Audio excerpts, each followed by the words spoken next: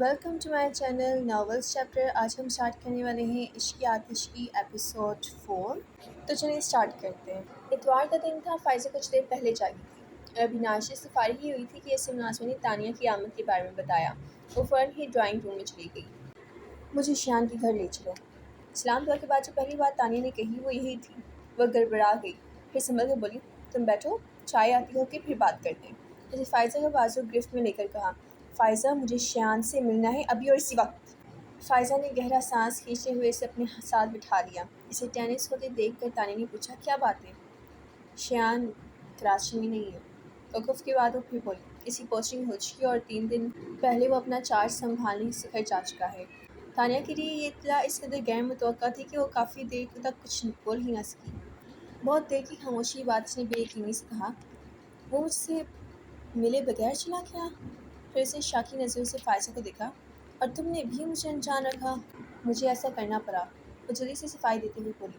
جواد کی انگیجمنٹ کے دوسرے ہی دن اس کی پوسٹنگ کے آرڈر آ گئے تھے، مگر شیان نے مجھے منع کر دیا تھا کہ تمہیں نہ بتاؤں۔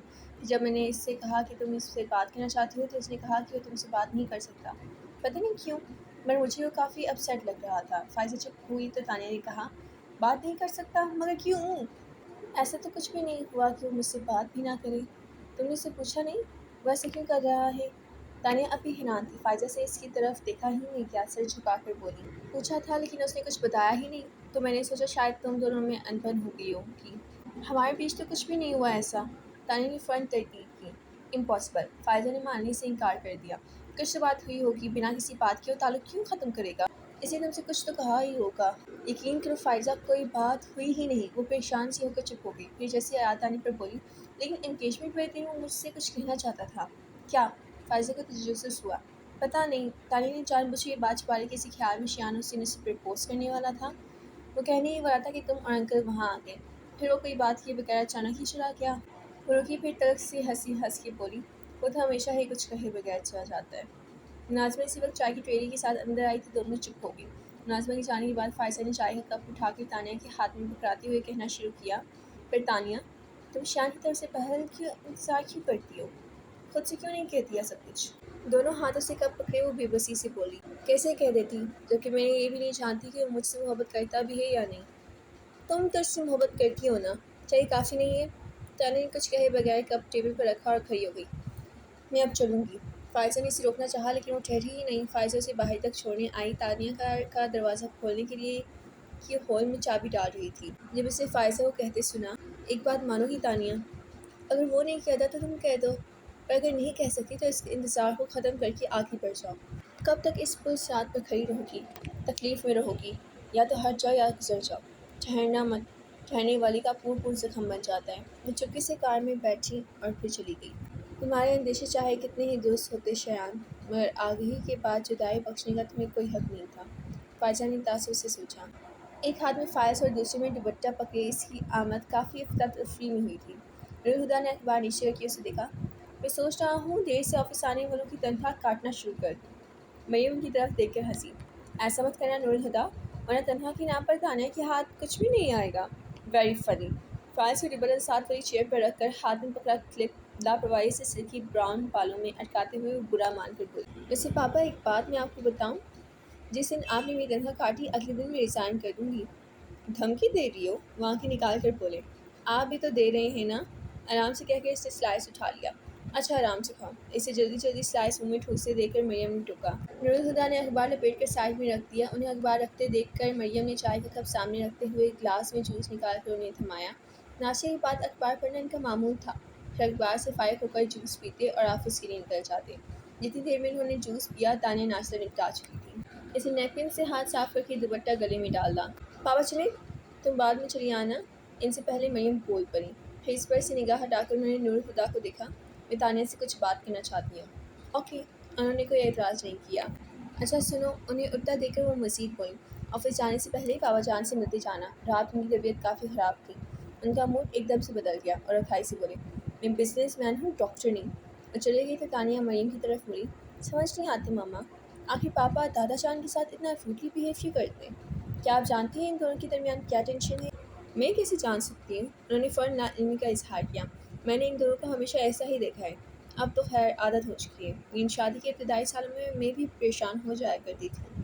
ایک دو دفعہ نورالہدیٰ سے پوچھنا بھی تو کہنے لگے کہ تمہارا وہم ہے، وہ شاید بتانا نہیں چاہتے۔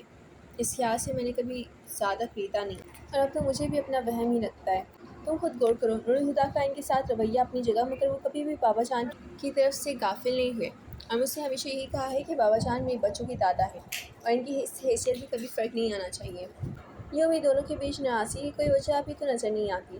پھر سگال پکتے ہوئے کہا، ان باتوں کو اتنا سیریسلی مت لیا کرو۔ آپ مجھ سے کچھ بات کرنے والی تھی؟ تم سے جھٹک کر بولی۔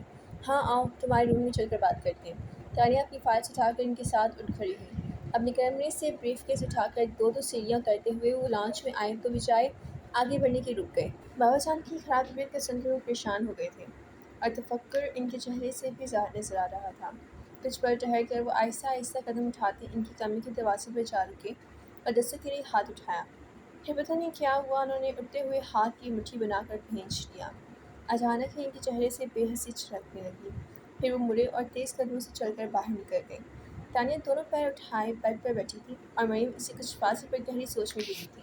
تانیہ نے خود سے کچھ پوچھنا مناسب نہیں سمجھا تو چپ کر کے انہیں دیکھنے لگی۔ وہ ہمیشہ کی طرح ہی سلک کی ساڑی پہنے ہوئی تھیں۔ تانیہ نے کبھی بھی انہیں بہت زیادہ لمبے بالوں کے ساتھ نہیں دیکھا۔ اس وقت بھی ان کے لہردار بال کی اسٹریٹ کٹنگ کمر کے خم سے کچھ اوپر ہی ختم ہو رہی تھی، جو کبھی سچ مچ ہی گہرے کالے رنگ کے ہوا کرتے تھے، مگر اب 48 برس کی عمر میں انہیں پابندی سے ڈائی کرانا پڑتا تھا۔ البتہ ان کی فگر پر عمر کا کچھ خاص اثر نہیں پڑا تھا۔ سوچتے سوچتے اب اسی ذہنی روح نورالہدیٰ کی طرف مڑ چکی تھی۔ اس نے اپنی عمر کی کئی لڑکیوں کو ان کی پرسنالٹی کو سراہتے سنا تھا۔ کن پٹیوں سے ان کے بال سفید ہو چکے تھے، جنہیں انہوں نے کبھی بھی کلر کرنے کی ضرورت محسوس نہیں کی تھی۔ ان کے اٹھنے بیٹھنے، چلنے پھرنے اور بولنے میں بھی خود اعتمادی جھلکتی تھی۔ وہ متاثر کن شخصیت کے مالک تھے۔ ان دونوں لوگوں کو ساتھ لے کر تانیہ کے دماغ میں ایک ہی بات آتی تھی، میڈ فار ایچ ادر۔ ابھی بھی یہی سوچ کر اس کے ہونٹوں پر مسکراہٹ آ گئی تھی، جسے فوراً ہی دباتے ہوئے اس نے مریم کی طرف دیکھا۔ ماما، مجھے ابھی آفس بھی جانا ہے۔ ہاں مجھے یاد ہے، وہ بول کر پھر رکی، کچھ سوچا، پھر آخر سے مخاطب کر ہی دیا۔ تمہیں عنصر کیسا لگتا ہے؟ جیسا ہے ویسا ہی لگتا ہے، اس نے محتاط انداز میں جواب دیا۔ یہی تو پوچھ رہی ہوں، کیسا ہے وہ زور دے کر بولی۔ مجھے کیا معلوم، اس نے پہلو تہی کی۔ معلوم کیوں نہیں ہے، آخر کو تم دونوں بچپن کی دوست ہو۔ بچپن کی دوستی تو ماما بچپن میں ہی ختم ہو گئی، جب وہ پڑھنے کے لیے ابروڈ چلا گیا تھا۔ اب وہ میرا دوست نہیں ہے، صرف فاروقی گروپ آف انڈسٹریز کا وینڈر ہے، اور اگر وہ میرے لیے کچھ ہے بھی تو بس تیمور انکل کا بیٹا، اس کے علاوہ کچھ بھی نہیں۔ اس بار وہ بولی تو اس کے لہجے میں کوئی گنجائش نہیں تھی۔ مریم سانس بھر کر رہ گئی تھی۔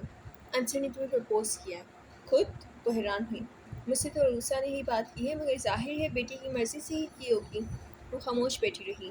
وہ باقاعدہ طور پر رشتہ لے کر آنے کی اجازت مانگ رہی ہیں۔ تمہارے پاپا کو بھی پرپوزل اچھا لگا ہے، اور دادا جان نے بھی اپروو کر دیا ہے، مگر ظاہر ہے آخری فیصلہ تم کو ہی کرنا ہے، سوچ سمجھ کر جواب دینا۔ ماما لیکن اسے کچھ بولنا چاہا، مریم نے بیچ میں ہی روک دیا۔ دیکھو اس بار کوئی ٹال مٹول نہیں چلے گی۔ جب تک تم پڑھ رہی تھی تب تک تو ٹھیک تھا، پر اب جو سال بھر سے تم بہانے بنا رہی ہو میری سمجھ سے باہر ہے۔ مجھے سمجھ نہیں آتا آخر تم شادی کے بارے میں کب سیریس ہوگی۔ ماں پلیز اس ذکر کو ابھی رہنے دیں، اسے کوشش کر کے بول ہی دیا، مگر انہوں نے جیسے سنا ہی نہیں۔ تمہیں کچھ اندازہ ہے تمہاری عمر کتنی ہو چکی ہے؟ ظاہر سی بات ہے یہ سوال سے جواب مانگنے کے لیے نہیں کیا گیا تھا۔ 24 سال، وہ بولی، اور جب میں 24 سال کی تھی تب تم میری گود میں تھی۔ رک کر اس کی فک ہوتی شکل دیکھ کر بولی، میں نے پہلے بھی تم سے کہا ہے اور اب پھر کہہ رہی ہوں کہ اگر تمہاری اپنی کوئی چوائس ہے تو کھل کر کہہ دو، مجھے یا کسی بھی دوسرے شخص کو کوئی اعتراض نہیں ہوگا۔ اس کی آنکھوں میں ایک دم ہی شیان کا چہرہ ابھر آیا، جیسے سختی سے پلکیں بند کی، پھر کھول کر انہیں دیکھا۔ اگر تمہاری کوئی چوائس نہیں ہے تو بیٹا میں کہوں گی کہ تمہارے لیے عنصر سے بہتر اور کوئی نہیں ہو سکتا۔ انہوں نے توقف کیا، پھر پیار سے اس کے بالوں پر ہاتھ پھیرنے لگی۔ تانیہ، یہ وقت جو اس پل تمہارے ہاتھ میں ہے بہت خوبصورت ہے، اسے نہ گنواؤ۔ میں جاؤں؟ کچھ دیر بعد اس نے ہلکے سے پوچھا۔ ہاں جاؤ، انہوں نے اجازت دیتے ہوئے کہا۔ ان کے پاس اٹھ کر وہ دادا جان کے پاس آ گئی۔ تم گئی نہیں؟ وہ خلاف معمول اس وقت اسے گھر میں دیکھ کر حیران ہوئے۔ بس جا رہی ہوں، پھر بیڈ پر ان کے برابر جھکتے ہوئے بولی، جاؤ نیند راز سے۔ اب آپ کی طبیعت کیسی ہے؟ تمہیں دیکھ کر ٹھیک ہوگی۔ وہ قصداً مسکرائی۔ اظہر فاروقی کچھ جھجکے پھر پوچھا، نورالہدیٰ ابھی گھر پر ہے؟ نہیں، وہ آفس جا چکے ہیں۔ ایسے سے کہہ کر اس نے ان کا ہاتھ چوم کر کہا، آئی لو یو دادا جان۔ وہ جانتی تھی کہ یہ الفاظ ان کی تکلیف کا نعمت بدل نہیں کر سکتے، پھر بھی وہ مسکرائے تو اسے حوصلہ ہوا۔ پھر انہیں اللہ حافظ کہہ کر وہ باہر پورچ میں آ گئی۔ اپنی کار ریورس کر رہی تھی کہ ڈاکٹر سراج ریئر مرر میں گیٹ سے اندر آتے دکھائی دیے۔ وہ گاڑی میں بیٹھے بیٹھے ہی کھڑکی سے سر نکال کر بولی، ڈاکٹر صاحب آپ اس وقت؟ ویسے ٹھیک وقت پر آئے ہیں، آج دادا جان کی طبیعت کچھ ٹھیک نہیں ہے۔ وہ کھڑکی کے پاس آ کر جھکتے ہوئے بولے، ہر منگل کو مجھے کرنل صاحب کے چیک اپ کے لیے آنا ہی ہوتا ہے اور آج بھی میں شام کو آنے ہی والا تھا، پر فاروقی صاحب کا فون آیا کہ کرنل صاحب کی طبیعت ناساز ہے تو میں صبح ہی آ گیا۔ آپ کو پاپا نے فون کیا ہے؟ وہ خوشگوار خیریت سے بولی۔ ہاں۔ اچھا؟ وہ ہنسی، یہ بات دادا جان کو ضرور بتائیے گا۔ بتا دوں گا، وہ ناسمجھی سے بولے اور تانیہ نے حیران چھوڑ کر اپنی کار نکال لے گئی۔ دن ہفتوں میں اور ہفتے مہینوں میں کتنی تیزی سے بدلتے جا رہے تھے۔ یوں ہی کیلنڈر کو دیکھتے ہوئے تانیہ کو احساس ہوا کہ شیان کو سفر گئے 2 مہینے سے زیادہ ہو چکے تھے، اور اس تمام عرصے میں شیان کی صورت دیکھنا تو دور کی بات، اس نے شیان کی آواز تک نہیں سنی تھی۔ حالانکہ اس کا دل بہت چاہا کم از کم ایک بار تو اسے فون کر لے، مگر اس نے سختی سے خود کو روک لیا۔ وہ اتنی اعصا بھی نہیں تھی۔ انٹرکام کی بیپ پر اس کا دھیان ہٹا تھا۔ ہیلو، انٹرکام کا بٹن پریس کرتے ہوئے اس نے کہا، میڈم مس فائزہ آپ سے ملنا چاہتی ہیں۔ ہاں اندر بھیجو اور چائے پی۔ فائزہ کے نام پر وہ سیدھی ہو کر بیٹھ گئی۔ تانیہ حیران ہو کر فائزہ کی یوں آفس آنے کی وجہ سوچنے لگی۔ چند لمحوں بعد فائزہ ایک دم سے اس آفس کا دروازہ کھول کر اندر آئی اور آتے ہی بولی، شیان کے فادر کو ہارٹ اٹیک ہوا ہے۔ تانیہ کتنی ہی دیر کچھ بول نہ سکی، پھر کوشش کر کے اس نے خود کو ہلنے پر آمادہ کیا، وہ ٹھیک ہے؟ سمجھو جان بچی ہے۔ فائزہ خود بھی پریشان نظر آ رہی تھی۔ یہ بھی بڑی بات ہے، تانیہ نے اسے دلاسا دینے کو کہا، پھر پوچھا، اب ان کی کنڈیشن کیسی ہے؟ ابھی تو صبح انہیں روم میں شفٹ کر دیا گیا ہے، پرسوں رات سے آئی سی یو میں تھے۔ تانیہ کو خیال آیا کہ وہ جب سے آئی ہی کھڑی ہے۔ اچھا بیٹھ تو جاؤ۔ نہیں، وہ اسی طرح کھڑی رہی۔ میں ہسپتال جا رہی ہوں، راستے میں تمہارا آفس آیا تو سوچا تمہیں اطلاع کر دوں۔ میں بھی چلتی ہوں تمہارے ساتھ، تانیہ نے جلدی سے کہا، پھر انتقام پر طارق صاحب کو بیٹھنے کا کہہ کر اپنے ساتھ کھلی فائلیں سمیٹنے لگی۔ Yes madam. ذرا دیر میں ایک ادھیر عمر صاحب آفس میں تھے۔ طارق صاحب یہ فائل میں نے دیکھ لی ہے اور جیسے ہی پاپا فیکٹری سے آئیں سائن کروا لیجیے گا، اور یہ کوٹیشن سپریم کورٹ کا ریپوریشن کو آج ہی فکس ہو جانی چاہیے۔ اگر پاپا میرا پوچھیں تو کہہ دیجیے گا ضروری کام سے گئی ہوں، 1 ڈیڑھ گھنٹے میں آ جاؤں گی۔ جلدی جلدی بولتے اس نے 2 فائلیں ان کو پکڑائیں، پھر بیگ کی اسٹرپ کندھے پر ڈال کر موبائل اور چابی اٹھاتی فائزہ کو اپنے پیچھے آنے کا اشارہ کرتی آفس سے نکل گئی۔ فائزہ کے بیٹھتے ہی اس نے گاڑی آگے بڑھا دی۔ کون سے ہسپتال ہے؟ آغا خان۔ سڑک پر آتے ہی تانیہ نے پوچھا تھا اور فائزہ کے جواب پر وہ خاموشی سے ڈرائیو کرنے لگی تھی، مگر کچھ یاد آنے پر پوچھا، شیان کو پتہ ہے؟ انکل کو ہارٹ اٹیک ہفتے کی رات کو ہوا تھا، اور شیان ہر ویکینڈ پر کراچی آتا ہے، انکل کو ہسپتال بھی وہی لے کر گیا تھا۔ تانیہ نے حیرت سے دیکھا، شیان ہر ویکینڈ پر کراچی آتا ہے؟ ہاں، فائزہ نے اس کے لہجے پر دھیان دیے بغیر کہا، بہت پریشان ہے بیچارہ، مجھے تو ڈر ہے کہیں خود بیمار نہ پڑ جائے، انکل سے محبت بھی تو بہت کرتا ہے، پرسوں رات سے ہاسپٹل میں ہے، ایک پل کے لیے نہیں سویا، نہ کھانے پینے کا ہی کچھ ہوش ہے۔ وہ شیان کا احوال کیا سنتی، ابھی تک اس کی حیرت ہی ختم نہیں ہوئی تھی۔ فائزہ ذرا دیر کو خاموش ہوئی تو اس نے پھر پوچھا، فائزہ کیا واقعی شیان ہر ویکینڈ پہ کراچی آتا ہے؟ ہاں پاپا، ہر ویکینڈ پر۔ وہ تانیہ کی بار بار کی تکرار سے الجھ گئی، اگر کوئی ضروری کام ہو تو اور بات ہے، ورنہ وہ اپنی روٹین نہیں بدلتا۔ کمال ہے، وہ ونڈ اسکرین کے پار دیکھ کر بولی۔ فائزہ کو ایک دم خیال آیا اور وہ تیزی سے اس کی طرف مڑ کر بولی، کیا وہ تم سے نہیں ملتا؟ تانیہ نے تلخ سے مصلاحت کے ساتھ نفی میں سر ہلایا، فون تو کرتا ہی ہوگا۔ اس بار تانیہ نے کوئی جواب ہی نہیں دیا۔ فائزہ چپ سی ہو گئی۔ واہ شیان صاحب، پاس سے تو جلاتے تھے، دور گئے تو راکھ کر ڈالا۔ اس بار کیا شیان بے نیازی ہے کہ مر کر خبر تک نہ لی؟ میں کیا میری رت جگہ اتنے ہی بے اثر تھے کہ تمہاری نیند نہ اڑا سکی؟ اس کی آنکھوں میں چبھن بڑھنے لگی تو اس نے ڈیش بورڈ پر رکھے سن گلاسز اٹھا کر آنکھوں پر چڑھا لیے۔ چوٹ تو لگ چکی تھی، اب زخم دکھانے کا کیا فائدہ؟ گاڑی ہسپتال کے سامنے رک گئی۔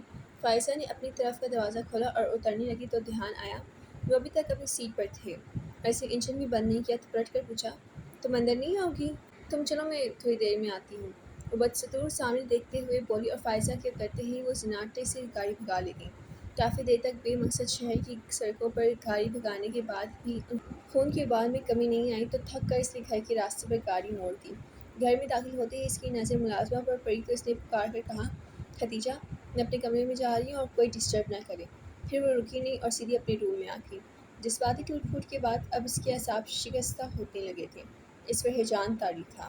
دروازہ لاک کر کے اس نے ہاتھ میں پکڑی ہر چیز بیڈ پر پھینکی اور خود کارپیٹ پر گھٹنوں کے بل گر پڑی، ہولے ہولے لرزتے ہوئے خود کلامی کر رہی تھی، میرا اعتبار توڑنے کی تمہارے پاس کوئی وجہ نہیں تھی شیان، اگر کوئی وجہ ہوتی تو تم مجھ سے لڑتے، مجھے الزام دیتے، مگر تم تو بنا کچھ کہے ہی پلٹ گئے۔ لفظوں کے اظہار دے جاتے۔ میں کب تک تمہاری خاموشی سنوں؟ کچھ تو بولا ہوگا شیان۔ میں سمجھا لیتی خود کو کہ تم نے دھوکہ دیا ہے، مگر اب کیا کروں؟ خود کو کیسے سمجھاؤں؟ اب اس کی آواز بلند ہوتی جا رہی تھی۔ درد سے پھٹ نے اپنے سر کو دونوں ہاتھوں سے پکڑے اس کا گلا رن کیا تھا۔ قصور تمہارا نہیں، غلطی میری ہے۔ میں نے کیوں تم پر اعتبار کیا؟ میں نے کیوں تم سے محبت کی؟ کیوں میں آج بھی تم سے محبت کرتی ہوں؟ جب ساتھ نہیں دینا تھا تو تم کیوں میرے پاس آئے؟ اگر جانا ہی تھا تو میری زندگی میں، میرے دل میں آنے کا تمہیں کیا حق تھا؟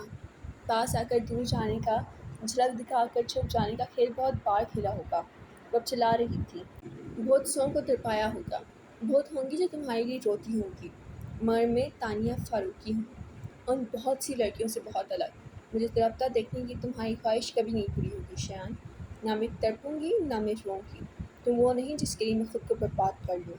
وہ کہہ رہی تھی کہ وہ نہیں روئے گی، مگر دونوں بازو سختی سے اپنے گرد لپیٹ کر پیشانی گھٹنوں سے ٹکا کر کھجوری بنی وہ پھوٹ پھوٹ کر رو رہی تھی۔ سورج ڈھل چکا تھا اور کمرے میں اندھیرا بھرنے لگا تھا، لیکن تانیہ نے لائٹ جلائی نہ ہی پردے سمیٹے۔ وہ بے حس و حرکت اندھے منہ کارپیٹ پر سمیٹ کر لیٹ گئی۔ اب وہ رو نہیں رہی تھی، اس کا چہرہ ستا ہوا تھا، بال بھی ترتیب ہو رہے تھے، بکھرے بکھرے ہولیے کے ساتھ اس کے سر میں درد کی تیز لہریں اٹھ رہی تھیں۔ کئی گھنٹوں تک رونے کی وجہ سے وہ تھک چکی تھی، اور اب اس میں اتنی طاقت بھی نہیں تھی کہ اٹھ کر بیٹھ کے دراز سے پین کلر ہی نکال کر لے لے۔ پھر کچھ وقت سے ہی صحیح، مگر اس نے خود کو ہلنے پر آمادہ کر ہی لیا۔ وہ کھسک کر ٹیبل کی طرف گئی۔ ٹیبل کے سہارے سے بیٹھنے کے بعد اس نے جگ سے پانی گلاس میں ڈالا اور گلاس پلٹ کر اڑتے ہوئے بیڈ پر آ کر بیٹھ گئی۔ پھر دراز کھول کر پین کلر نکالی اور 2 گولیاں پانی کے ساتھ لے کر گلاس سائڈ ٹیبل پر رکھا اور بیڈ پر لیٹ گئی۔ اس کا دل چاہ رہا تھا کہ سو جائے، مگر آنکھوں میں درد اتنا زیادہ تھا کہ بند کرنا بھی مشکل تھا۔ وہ چپ لیٹی نیند آ جانے کا انتظار کرتی رہی۔ اگلی صبح شاور لے کر ڈریسنگ روم میں آئیں تو آئینے میں اپنی صورت دیکھ کر حیران رہ گئیں۔ آنکھوں کے گرد ہلکے سجے ہوئے تھے۔ نہانے سے چہرے کی خوبصورتی تو کم ہو گئی تھی، مگر زردی جھلک رہی تھی۔ اس حالت میں سب کا سامنا کرنا مشکل لگ رہا تھا، مگر اس کے سوا چارہ بھی کیا تھا؟ گیلے بالوں کو ڈرائر سے خشک کر کے وہ ڈرائنگ روم میں آئی ہی گئی۔ عمیر اظہر تو کالج جا چکے تھے اور دادا جان بھی ناشتہ ان کے ساتھ کر کے اس وقت اسٹڈی میں چلے جاتے تھے۔ مریم البتہ نور ہدیٰ کے ساتھ ہی ناشتہ کرتی تھی، اور جب سے تانیہ نے آفس جانا شروع کیا تھا وہ بھی ان کے ساتھ ڈائننگ ٹیبل پر موجود ہوتی۔ نور ہدیٰ اس پر نظر پڑتے ہی چونک گئے۔ انہوں نے مریم کی طرف دیکھا، ان کے تاثرات بھی نور ہدیٰ سے مختلف نہ تھے۔ بہادر میری چائے لے آؤ۔ سلائس پر بٹر لگاتے ہوئے وہ خود کو نارمل پوز کرنے کے لیے ضرورت سے زیادہ اونچی آواز میں بولی تھی۔ تمہیں کیا ہوا ہے؟ مریم اسی پوز کرنے سے ذرا بھی مطمئن نہیں ہوئی تھی۔ تانیہ کو بھی اندازہ تھا کہ کچھ بھی نہیں، اس سے کام نہیں چلے گا۔ اس نے چائے کا کپ اٹھایا جسے ابھی ابھی بہادر چھوڑ کر گیا تھا، اور سیب لے کر بولی، اب تو ٹھیک ہوں، مگر طبیعت خراب ہو گئی تھی، اس لیے آفس سے جلدی ہٹنا پڑا۔ پھر جو ٹیبلٹ لے کر سوئی تھی تو 1 گھنٹہ پہلے ہی آنکھ کھلی ہے۔ اس نے غیر محسوس انداز میں کل سارا دن کمرہ نشین رہنے کی بھی وضاحت کر دی۔ مجھے ابھی بھی تم ٹھیک نہیں لگ رہی، تمہیں ڈاکٹر کے پاس جانا چاہیے۔ جی ماما، وہ ان کی تاکید کے جواب میں بولی۔ مریم بقدر مطمئن ہو کر ناشتہ کرنے لگی، مگر نور ہدیٰ مسکر اسے دیکھ رہے تھے۔ حالانکہ انہوں نے کوئی سوال نہیں کیا تھا، مگر ان کا اس طرح دیکھنا تانیہ کو پریشان کر رہا تھا۔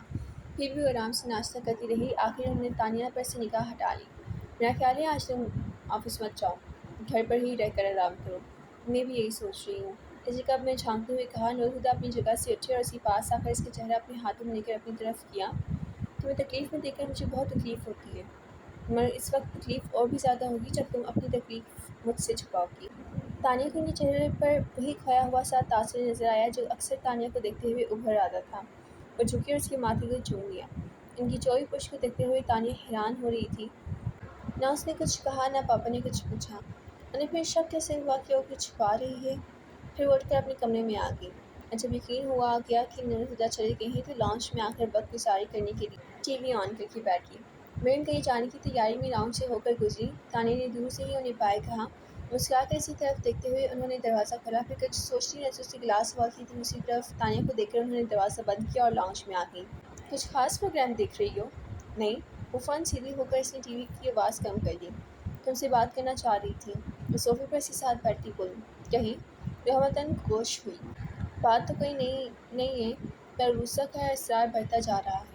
حالانکہ میں بہت واضح انداز میں اس سے کہہ چکی ہوں کہ تم ابھی شادی کے لیے تیار نہیں ہو، مگر وہ کہتی ہے شادی نہ صحیح منگنی تو کی جا سکتی ہے، اور سچ پوچھو تو مجھے بھی اس بات پسند آئی ہے۔